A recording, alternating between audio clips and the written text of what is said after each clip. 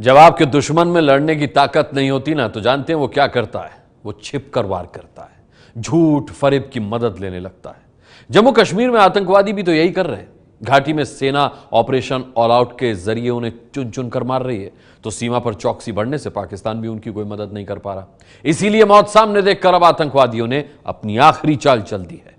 आतंकवादियों का यह आखिरी वार क्या है और इसका लश्कर के चीफ हाफिज सईद की भविष्यवाणी से क्या कनेक्शन है, यह जानने के लिए आपको हमारी ये रिपोर्ट आज आखिर तक देखनी होगी, क्योंकि तभी घाटी को खून से रंगने की सबसे ताजा साजिश को आप अच्छे से समझ पाएंगे और घंटी बजा पाएंगे।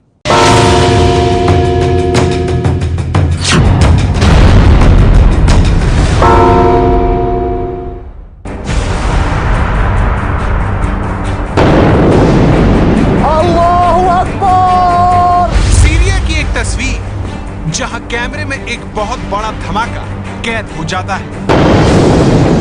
अल्लाहु अकबर! धमाके से आग की लपटें आसमान को छूने लगती हैं। अल्लाहु अकबर! सवाल ये है, क्या आतंकवादी घाटी को भी ऐसे ही जलाने वाले हैं? अल्लाहु अकबर! अफगानिस्तान की एक तस्वीर जिसमें ये लोग चंद सेकंड बाद की तबाही से बेखबर हैं। एक धमाका होता है और पूरा अफगानिस्तान थर्रा जाता है। सवाल ये, क्या आतंकवादी कश्मीर में भी ऐसा धमाका करने की तैयारी में है?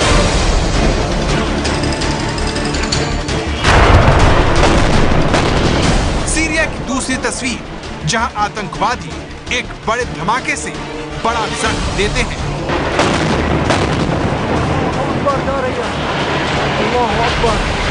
सवाल ये है, क्या आतंकवादी भी ऐसे बड़े हमले को अंजाम दे सकते हैं?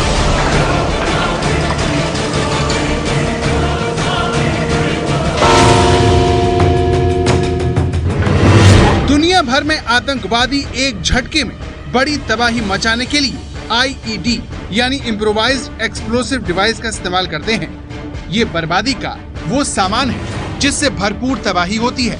ये तस्वीरें इस बात को साबित भी करती हैं। चिंता की बात यह है कि जम्मू कश्मीर के आतंकवादी इस तबाही को घाटी में दोहराने की फिराक में हैं। अगर आपको ये तबाही घाटी में दूर की कौड़ी लगती है, तो ये तस्वीरें ध्यान से देखिए, जो जम्मू कश्मीर के पुलवामा की है, जहां आतंकवादियों ने IED ब्लास्ट करके सेना की एंटी लैंडमाइन व्हीकल को उड़ाने की कोशिश की।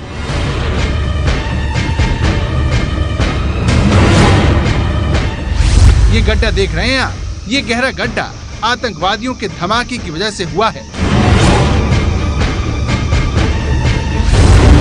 घाटी में अब तक आतंकवादी सीधे सुरक्षा बलों को चुनौती देते थे या उनके कैंप पर हमला बोलते थे, जिसमें से वो AK-47 से हमला कर रहे हैं। ये शोपिया में इसी महीने 4 तारीख को हुए एक एनकाउंटर की तस्वीर है।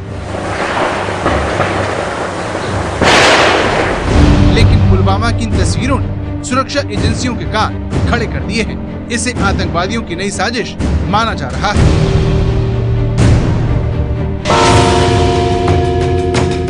सवाल ये है कि मिलिटेंट आमने सामने की लड़ाई से क्यों बच रहे हैं? मिलिटेंट नक्सलों की तरह IED धमाके क्यों कर रहे हैं? इसके क्या मायने हैं? क्या अब जम्मू कश्मीर में मिलिटेंट बड़े हमले करने वाले हैं? ये सवाल तब और अहम हो जाता है जब 2018 को लश्कर तैयबा का चीफ हाफिज सईद जम्मू कश्मीर की लड़ाई का निर्णायक साल बता चुका है। इन बयानों से इंडियन आर्मी का मुराल गिरेगा। इन चीजों से इंडिया के अंदर इंतशार इंशाल्लाह फैलेगा। मुजाहिदीन के अंदर यकसुई पैदा होगी, यकजहती पैदा होगी और वो वक्त आ गया है कि कश्मीरियों ने अपनी आजादी का आखिरी मरहला अल्लाह के फजल से शुरू कर दिया है। तो क्या ये IED धमाका इसी निर्णायक लड़ाई का हिस्सा है, जिसके निशाने पर सेना का एंटी लैंडमाइन व्हीकल है, जो सुरक्षा बलों को ऐसे धमाकों से सुरक्षा देता है? ये देखिए, जब भी सुरक्षा बल किसी ऑपरेशन को करने जाते हैं, तो ये एंटी लैंडमाइन व्हीकल सबसे आगे चलता है, ताकि अगर आतंकवादियों ने सड़क पर कोई विस्फोटक बिछा रखा हो तो सेना का ये व्हीकल उसे झेल ले।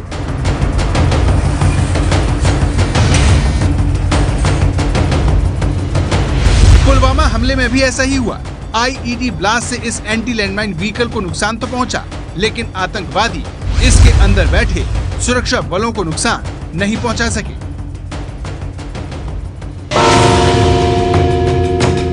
लेकिन ऐसा नहीं है कि मिलिटेंट ऐसा नहीं कर सकते। अगर धमाका बड़ा होता तो नतीजा छत्तीसगढ़ के सुकमा जैसा हो सकता था, जिसमें नक्सलियों ने सेना के एंटी लैंडमाइन व्हीकल को उड़ाकर 9 जवानों को शहीद कर दिया। अब सवाल यह है कि क्या आतंकवादी नक्सलियों से प्रेरणा ले रहे हैं? 25 अगस्त 2018 को 4 ओवरग्राउंड वर्कर्स को पुलवामा से आईईडी की सामग्री के साथ गिरफ्तार किया गया। 6 अगस्त 2018 को 25 किलो आईईडी नेशनल हाईवे के पास से बरामद की गई। 6 जुलाई 2018 को पुंछ जिले में पाकिस्तानी करेंसी के साथ आईईडी मिला।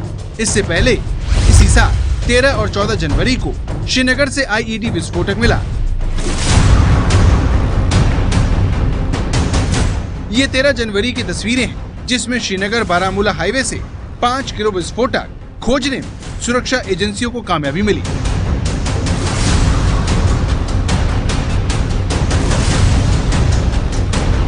लेकिन आतंकवादी भी अपनी साजिश में कामयाब हो रहे हैं। इसी साल 4 जून को आतंकवादी कुपवाड़ा सोपो रोड पर पुलिस वैन को निशाना बनाने में सफल रहे। 28 मई को शोपियां जिले में एक अफसर समेत 3 जवान आईईडी धमाके में घायल हो गए। 6 जनवरी को बारामूला जिले में 4 पुलिस वालों को शहीद करके आतंकी आईईडी ब्लास्ट के जरिए इस साल का सबसे बड़ा जख्म देने में कामयाब रहे। ये उन्हीं सैनिकों के शव हैं जिन्हें आतंकवादियों ने सड़क पर बारूद बिछाकर शहीद कर दिया।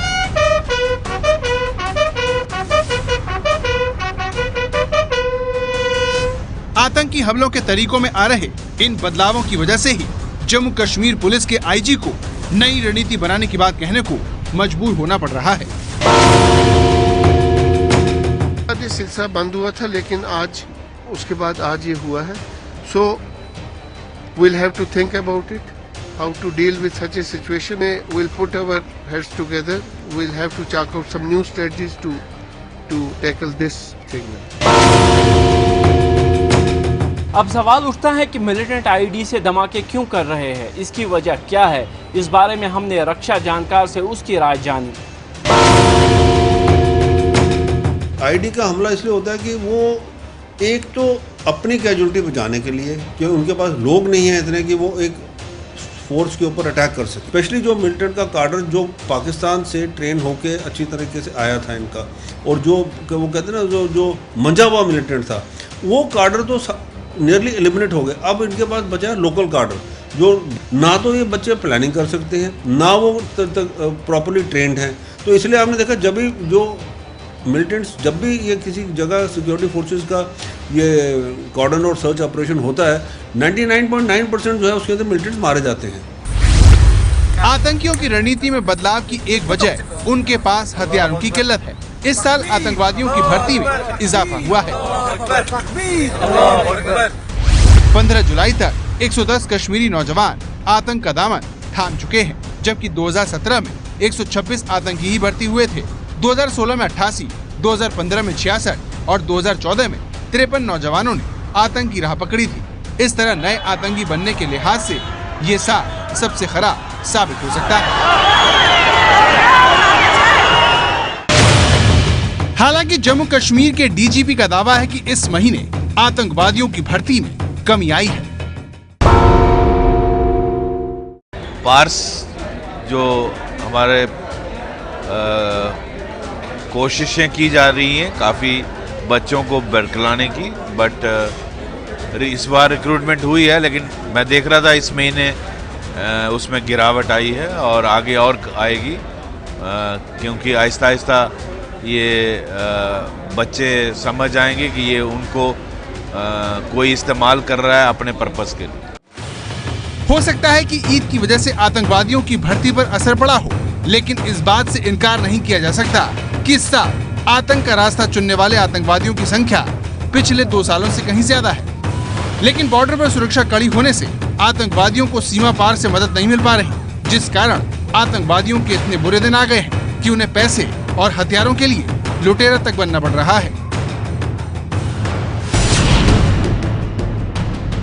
ये इसी महीने की 1 तारीख की तस्वीर है, जिसमें आतंकवादी कुलगाम जिले में बैंक डकैती डाल रहे हैं।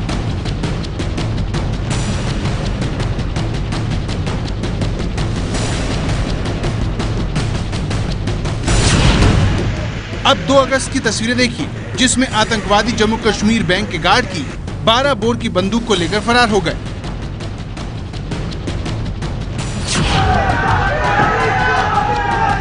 बैंक डकैती डालते आतंकवादियों की एक और तस्वीर देखिए, जो बैंक लूटने के बाद दहशत फैलाने के लिए कार से हवा में गोलियां बरसाते हुए भाग खड़े हुए।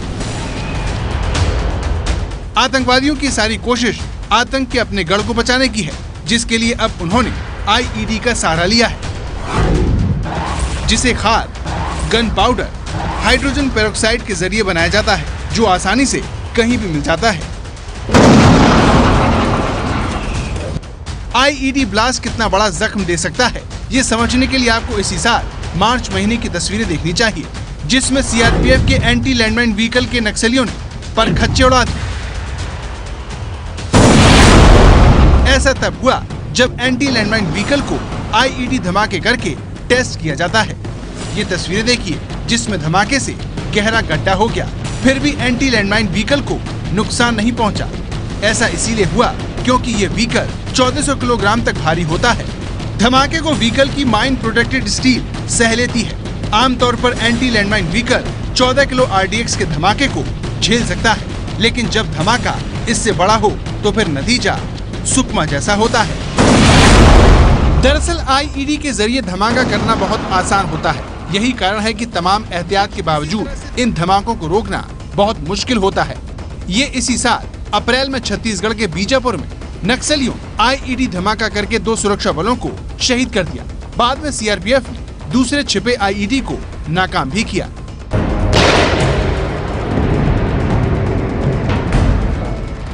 अब सवाल ये है कि क्या आतंकवादी नक्सलियों की तरह ऐसी किसी साजिश को अंजाम देना चाहते हैं? आईईडी से आतंकी हमला करने का मतलब क्या है? इस बारे में हमने एक्सपर्ट से राय ली। आईडी बनाया किसने? इसका मतलब अभी तक मिलिटेंट्स के पास ऐसा कोई बंदा है, कोई आदमी है उनमें उनके रैंक्स के अंदर जो आईडी बना सकता है। एक चैलेंज तो वो है कि आपने पहले उस मिलिटेंट को आइडेंटिफाई करना है, कौन है वो बंदा जो इस चैलेंज के जो ये आईडी जो है बना रहा है और ये लगाने में सक्षम है, क्योंकि हर कोई तो बना नहीं सकता और वो स्पेशली ट्रेंड होता है। और ये जो मिलिटेंट होगा ये बाकायदा पूरा आईएसआई और पाकिस्तान आर्मी से ट्रेन होकर आया होगा आईडी बनाने के लिए, नंबर 1। नंबर 2 जो है आईडी जो है, जब आप उसको, मैं तो ये कहूँगा कि जो लोग फुट पेट्रोल पे हैं हमारे, उनको पूरी एक बड़ी पैनी नज़र रखनी चाहिए। वो ही एक तरीका है क्योंकि आईडी से बचने का, क्योंकि जब फुट पेट्रोल है उसकी वॉच और वार्ड ऐसी हो कि भाई इमीडिएटली वो डिटेक्ट हो जाए और वो वहाँ पे जाके उसको डिफ्यूज़ कर ले। यही एक तरीका है जो आईडी से बचने का। तो आतंकवाद की इस बदली चाल पर सुरक्षा एजेंसियां सतर्क हैं और वो आतंकवाद की इस नई साजिश से निपटने में सक्षम भी है। आप चलते चलते घाटी से आतंक की जड़ को काटते एक अफसर को सुनिए, जो अपने शब्दों के जरिए घाटी के नौजवानों को सही राह दिखा रहे हैं। आप भारत माँ के इस लाल की बात सुनिए और छोटे धमाके में छिपी बड़ी साजिश की जोरदार तरीके से घंटी बजा दीजिए। क्या आप चाहते हैं कि आपके लड़के भी वही अंजाम से गुजरे जिसमें आपकी आंखों से आंसू देख रहा हूँ?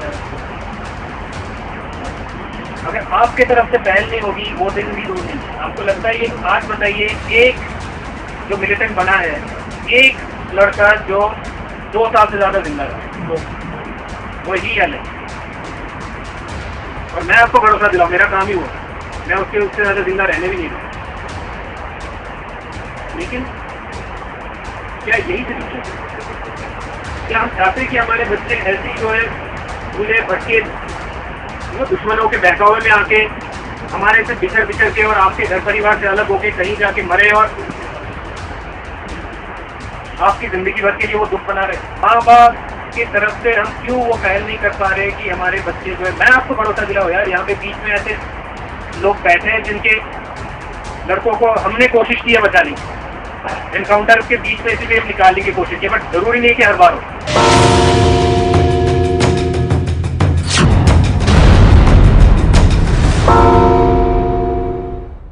ये है एबीपी न्यूज, आपको रखे आगे।